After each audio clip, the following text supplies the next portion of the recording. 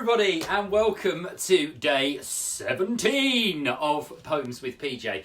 Who'd have thought that we'd have got to day 17? When we started, we thought, well, this might be for a couple of days, we'll see how we go, or maybe we might manage a couple of weeks. I think we're in the middle of our fourth week. I've lost count, because we do 5 days a week. We do Monday to Friday. And if this is your first time joining us today, welcome. Poems with PJ is all about poetry. It's all about some of my poems. It's all about the poems of some celebrated, famous poets. And, most of all, it's about your poems as well. We try as much as we can to get your poems into the show, and of course the more poems that you send us, the more poems we'll be able to fit in. Now we've got some quite long poems today, so there's a few less, but actually the content there is amazing. And I've got some great news. People are starting to see out there in the big wide world some of the stuff that we are doing online as well. I had a phone call earlier on from the Lancashire Telegraph, and they're going to do an article all about our show, and I'll be able to tell you more about that in the next couple of days. So that's quite exciting. And on top of that, and this was how I spent my evening and my morning, we put together a trailer, kind of like if you were going to the movies. Well, we put together a trailer for this show. So if you go to the Paul Jenkins Poet Facebook page, you'll see a video that I posted earlier on. It's a trailer of the show. Please do share that as far and wide as you can, because it's got all the details of how you can get poems to us. And of course, the more people we tell, the more poems we'll have and the more fun we're going to have together online. But I can hear you. Are you saying right now, Paul, get on with the poems. Stop telling us all these exciting things. Tell us about some poems. Well, I will do. And I know that some of you have been busy, right, doing schoolwork. And some of you have been busy doing your daily exercises. And some of you have been busy, like me, sitting looking at a screen all day. And some of you have been busy doing all sorts of things. And I know that loads of you are really into your computer games. To the point where there's one computer game which I was in a school the other year, and they told me that this was their favourite computer game. All right, and you've probably recognised that computer game there. That is the computer game Minecraft. Now I will tell you now, I am not very good at Minecraft. I have tried playing Minecraft lots and lots of times, and I know that there's all sorts of things that you have to do. You have to collect things, and you have to build things, and sometimes you have to run away from things, and sometimes you have to run towards things, and I never really understand what's going on. Luckily, I was given some brilliant advice by some pupils, some Year 5 pupils, who helped me to write a poem all about Minecraft. And it was called My 100% Unofficial Minecraft Adventure. And we had to call it that so the people at Minecraft didn't sue us. So, this is my 100% unofficial Minecraft adventure. And I had to imagine, because I didn't know very much about it, I had to imagine what it would be like to be in the game. And this is the story. This evening, something happened that was really, really weird. I was playing on my Xbox, and this portal just appeared. It was right next to the TV and was coloured big and bright. I stepped right in. Oh my word! Did it give me a fright. It took me to another place, a land of blocks and bricks. It was shocking, I can tell you. I was really knocked for six. I had jumped into the nether. I'd been spawned into this land. The notch had brought me here and put a sword into my hand. Before I had time to figure out just what was going on, a villager approached me and told me what was wrong. She was carrying some wheat, so later she could make some bread. But now the girl was panicked and her face was filled with dread. "The overland," she shouted as she dragged me to a cave, "has merged into the nether. You have a land to save." I blinked and asked her quickly how she thought I could help out. But there wasn't time for talking, as she turned and gave a shout. As an Enderman arrived, from nowhere it would seem. The way it teleported felt like something from a dream. It frightened off the villager, who quickly slipped away, but leaving me a message of the plan for me today. I must save those in the overland from enemy invasion. I must become a warrior and save the Minecraft nation. So I stockpiled loads of weapons for the battle up ahead, and I built myself a fortress, mining stone of deepest red. And then I waited in the darkness for the nasties to appear. The tension now was growing, and I began to feel the fear. I had swords and bows and arrows, plus a good supply of bread. The villager had dropped her wheat for me to use instead. And they crept out of the night time, an army here to fight. The creatures of the netherworld were hunting me tonight. There were spiders, there were zombies, and a skeleton besides. The Enderman was back as well, but worse was still behind. An evil-looking creeper with his big eyes in his head, a nasty-looking skin so green it filled my heart with dread. I leapt out with my sword and shouted, "Charge!" with all my might. But the nasties didn't flinch. These guys were ready for a fight. They chased me round the fortress, past the cave, and then right down into a darkened dungeon through a secret door I'd found. You see, I'd got creative when I made up my great plan. The creatures fell into my trap and through the door I ran, and I locked the door behind me, leaving nasties locked inside. With 1,000 blocks of TNT, they had nowhere to hide. The explosion, boom, echoed through the land. A massive sonic boom. The dungeon now erased from sight. The nasties all gone too. When I stopped my ears from ringing, I did hear the people cheer. They'd been running from these creatures for the best part of a year. The villagers all parted until the end of time and showered me with gifts, like precious diamonds they had mined. It was then the portal closed, and a voice cried, "Here's your tea!" Adventure time was put on hold for pudding, chips and beans.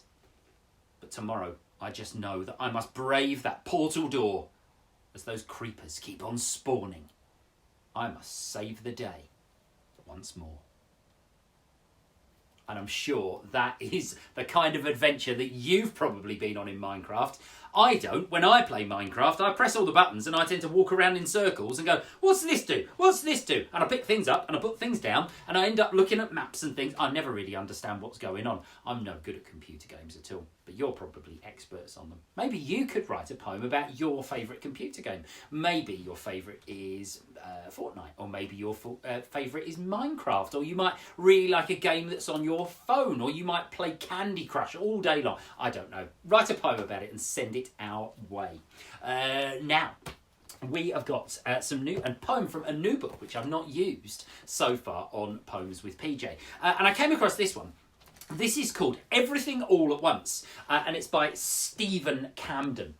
Now, Stephen Camden's written a whole book, particularly about children when they go up to high school in particular. Because when people go up to high school, when they go in years 7, 8, 9 and 10, sometimes people can get quite nervous about that. So Stephen Camden has written a lot of poems pretty much for teenagers in particular. And this one in here I thought was quite nice, because even though it's about a teenager, I thought about it. I thought ever since I was tiny, I thought a little bit like this, because I really enjoy running. And one of the things that I can't do at the moment very much is go running, because we can't go out for exercise for long periods of time. We can only do a little short walk or anything. So I looked at this and thought, oh, this is exactly how I feel at the moment. And it's just called Gazelle. And I love the way he uses language to bring to life what this person is imagining. Staring out the window again. The green of the pitches is calling again. Feel that itch in my muscles, the sigh in my bones, as the teacher's voice muffles, adrift on my own. Breathe in, close my eyes, breathe out, and I'm there. Outside on the grass, surrounded by air. No talking, no questions, no turn of the screw, just the drum in my head telling me what to do. So I run, and I run, and I run, and I run, and the faster I go, the more I become. I'm a bullet, an arrow, and a cheetah gazelle. I'm a peregrine falcon and phoenix from hell. I'm a synapse and fibre, a neuron and flame. I'm Thor's hammer lightning, too cosmic to tame. I am me when I run. I can see when I run. There is nothing that I cannot be when I run. I'm anything, everything, cutting through time, and yet somehow I'm completely still in my mind when I run. Can I run? Let me run. Long to run, have to run and just run and just... And Stephen leaves the poem there. Right? The poem trails off as if the imagination is just going on and on and on and on. And that one was called Gazelle, and it's from his collection, Everything All at Once. It's an absolutely brilliant poem. It's a book all about fitting in and finding new friends, which actually, when we get back to school, a lot of you would have left year 6 and thought, oh, I'm really worried about making new friends. And we're going to go straight into doing that maybe in September. So maybe it's a good book to read before you go to there. Anyway, Everything All at Once by Stephen Camden. And we'll see if we can dip in and out of that one in later shows as well. Now, you're waiting to find out about which poems we're going to be able to share today from people that have written into the show. And we've got 2 of them, and they're both really different. There's one of them, first of all, from Isla. Now, Isla, I want to say a big hello to Isla, because Isla, you go to Longley Primary School, where I visited just a few months back. So you would have seen me doing assemblies and coming into your classes. And this is a poem that you wrote just a few weeks after I'd been in, and I hadn't seen this until today. It's so good.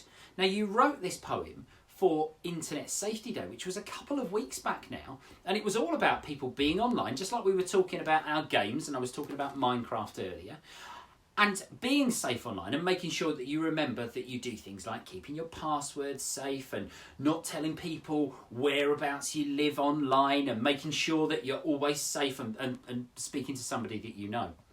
And this poem really brings all that together, and it's fantastic. Today is Online Safety Day. Time for being unique in your own way. But sometimes people ruin it. Mostly bullies doing it because they are so lame. YouTube and Insta give them fame. But being safe, that's the game. You can play on phones, iPads and laptops, but don't forget the rules and don't be rude. And protect your username and password too. This is unfortunately the end. Now go and be kind to all of your friends. What a brilliant piece of advice to finish a poem with. Go and be kind to all of your friends. And you can do that now because we're all spending our time talking to each other. You could phone your friend or you could send them a message. I'm going to be doing that later. I'm going to be phoning my granddad. Hello, granddad. If you're watching, expect a call from me later. Right? So we can find our ways of doing that, and we can be safe doing it as well. And that's really important. That's why we always ask your parents to share things online rather than asking you to share things online, because actually that makes things a lot safer for you because it means your parents know who they're talking to. Well, that was a fantastic poem, Isla. Thank you so much for sharing it with us. And our next one is from Melissa. Now, Melissa, I want to give a massive shout out to. The reason I want to give this big shout out is that I found her poem online myself. I saw it and I was so blown away, not with what she'd written, because I hadn't seen what she'd written, but I saw her performance. Now, after I finished here, I'm going to be sharing on my Facebook page, I'm going to be sharing her original performance that she posted on her mum's Facebook page.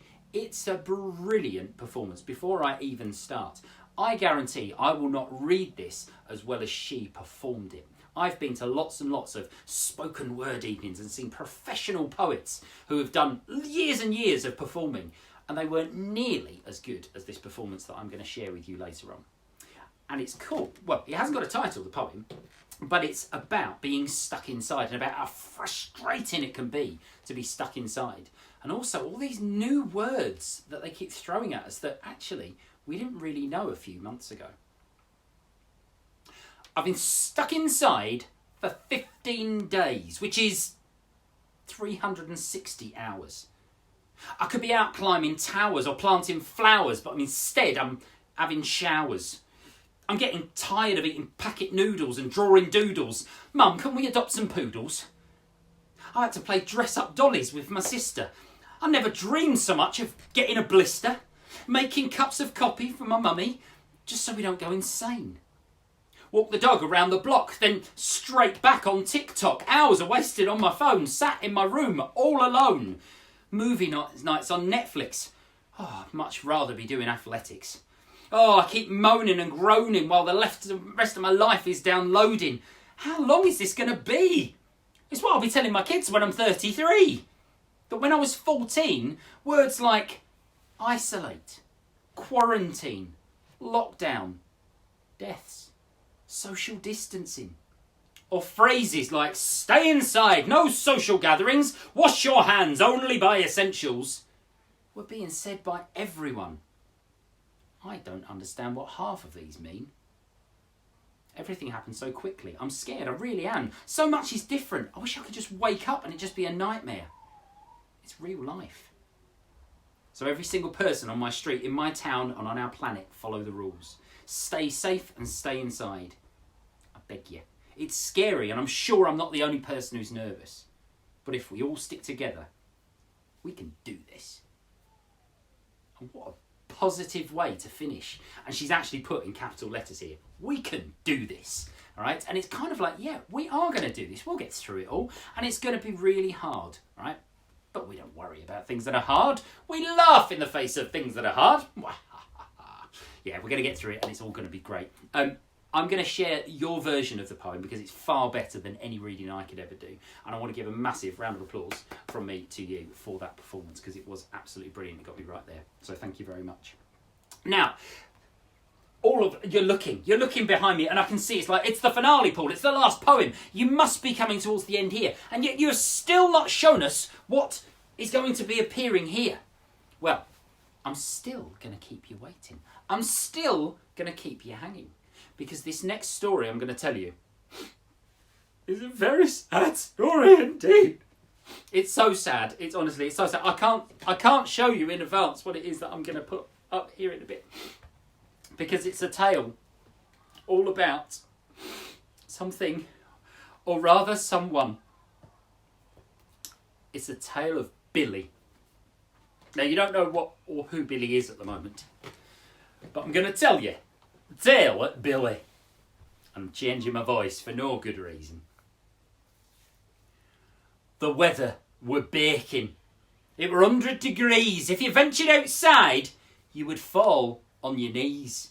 From the sweat and the stress and the heat and the strain, temperatures high, blood would boil in the veins.